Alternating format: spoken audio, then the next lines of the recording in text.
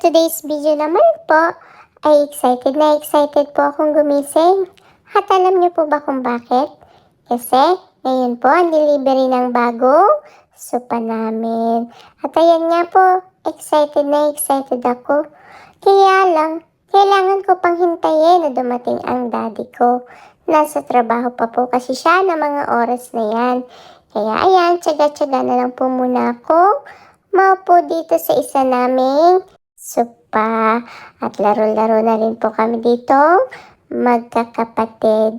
Para hindi ko nga po isipin na buksan yung bagong sopa, ay kumain na lang po muna tayo ng breakfast at lunch dito.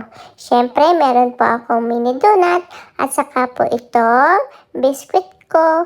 At meron din po akong sliced bread na may palamang Nutella. At syempre, yung natira din po namin lomi nung isang araw. Ay! Nung isang araw pa pala. Hindi po, kahapon lang po natira yan. At yan nga pong sliced bread ay halos naubos ko na po. Kasi paborito ko po ang chocolate. Kaya nasarapan po ako sa pagkain. At yan nga po, kinukulit ko rin dito si Lily. Kaya pag ganyan po ako. Kasi si Lily po ay karga-karga ni Mami habang binibidyoahan ako. At sumapit na nga po ang gabi. At sa wakas, nandito na rin po ang daddy ko. At syempre may pasalubong po siya sa aking crazy bread at pizza.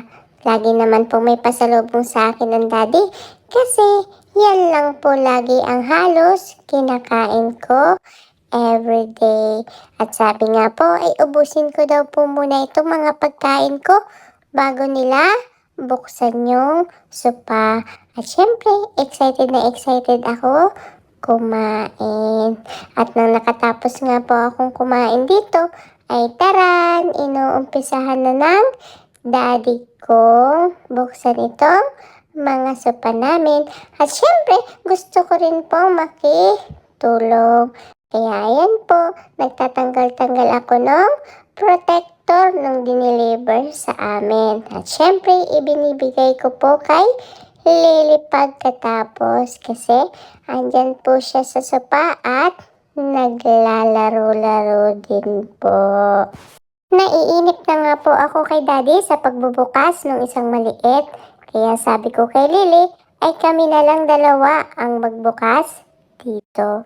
Ay naku Lily, lumayo-layo tayong dalawa dyan kasi kapag nabagsakan tayo pareho, ay sigurado iyak tayo. Hindi pa nga po kumpleto yung sopa na yan kasi meron pang darating na mas malaki.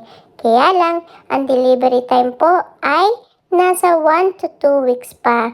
Kaya sana dumating bago at least magpasko para naman po pag kumanta-kanta ako at nag-video okay dito ay maganda-ganda ang upuan ko. Naikabit na nga po ni daddy yung mga paa. Kaya pwede ng upuan. Pero syempre, aasarin ko muna si mami at daddy sa pamamagitan nitong mga daladala ko chocolate. Upo po muna tayo dito habang kumakain nito. At yun na nga po, napagalitan ako. Bawal daw pong maupo dyan kapag may kinakain.